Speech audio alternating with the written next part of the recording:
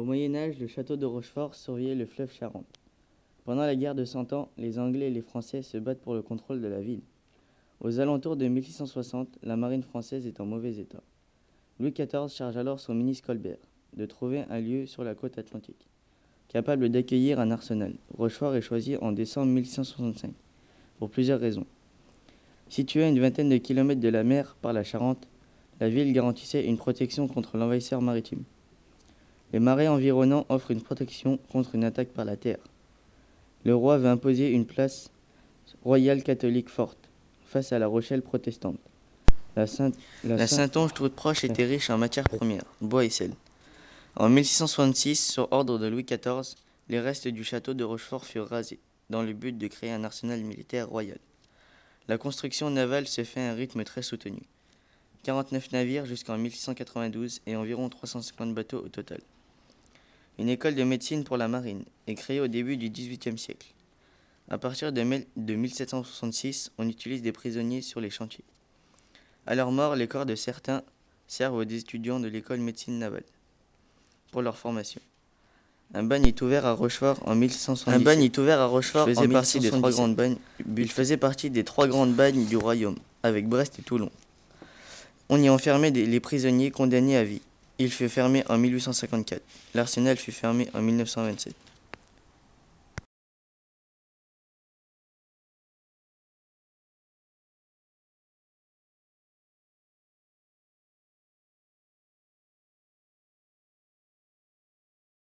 Avant la création de l'école de médecine navale, les chirurgiens de la marine n'étaient pas vraiment formés. En fait, ils n'étaient pas médecins, mais barbiers.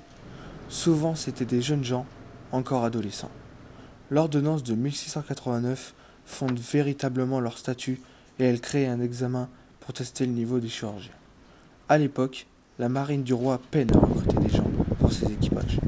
Sur le navire, les praticiens sont des officiers de santé. Ils ont trois fonctions: chirurgien, docteur et pharmacien. On peut imaginer la difficulté des médecins sur les bateaux, comme sur un champ de bataille en pleine mer.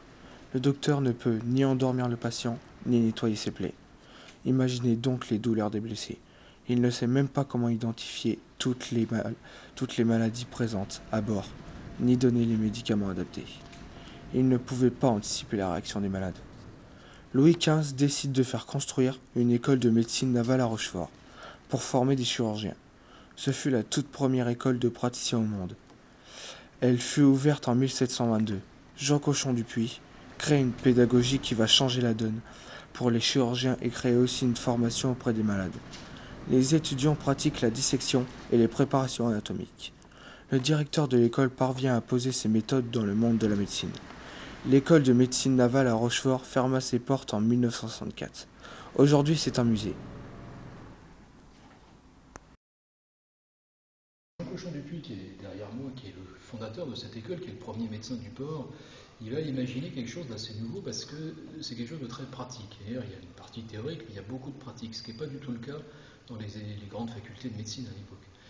Donc on va avoir des étudiants qui vont aller soigner les malades tous les matins, donc ils vont vraiment être au contact des problèmes sanitaires qu'ils vont rencontrer. Il fait des synthèses, des connaissances sur l'anatomie humaine en français, il va à l'essentiel.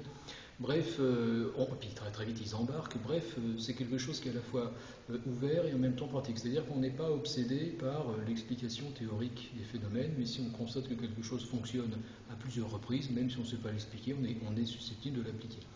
Et cette démarche-là va permettre d'avoir des chirurgiens embarqués qui sont un peu moins démunis face aux problèmes sanitaires d'un vaisseau. Alors, ce qui est très frappant quand on regarde un lieu comme celui-ci, c'est la façon dont ils étaient formés et dont ils travaillaient après dépasse complètement le cadre de la seule médecine ou chirurgie ou pharmacie. Ces gens, ils sont formés pour être des savants, c'est-à-dire qu'ils s'occupent d'un secteur très large pour nous aujourd'hui, qui est celui de l'histoire naturelle.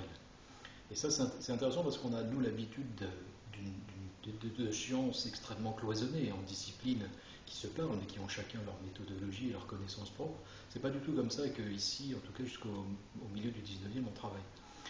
Un pharmacien, il sait décrire un poisson, un chirurgien, il sait reconnaître une plante. Et ça, c'est très caractéristique, et c'est ce qui va leur permettre de faire correctement leur métier d'inventaire du monde, puisque c'est ça qu'ils vont faire, toutes les ressources de toutes ces îles, de toutes ces terres qu'on va découvrir, dont on va vraiment faire une espèce de liste de tout ce qu'on peut y trouver, et très souvent on va trouver des espèces totalement inédites. Comme souvent ici, d'abord, ils sont intéressés par les remèdes. Et les plantes, c'est l'origine de la plupart des médicaments.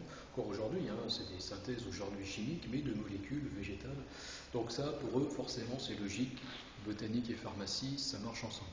Et ça va plus loin. Ils s'intéressent aussi à ce qu'ils appellent les plantes utiles, c'est-à-dire celles avec lesquelles on peut faire de l'industrie, celles avec lesquelles on peut faire, celles qui se mangent, important, celles qui se mangent, etc. Donc là, il y a une notion un peu plus large de comment l'homme utilise les plantes. Ça les intéresse beaucoup. Et puis encore plus largement, c'est une approche scientifique fondamentale. C'est-à-dire, ils s'intéressent à la diversité du vivant, on dirait comme ça aujourd'hui.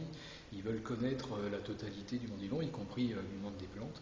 Et donc même une plante qui ne sert à rien à l'homme, ça les intéresse. Si elle n'est pas connue, il faut la décrire, il faut la placer dans la classification. Et c'est ça qu'ils font. Et ces collections, c'est un petit peu la mise en scène des classifications. C'est pas seulement un tableau, mais là on fait la classification en 3D.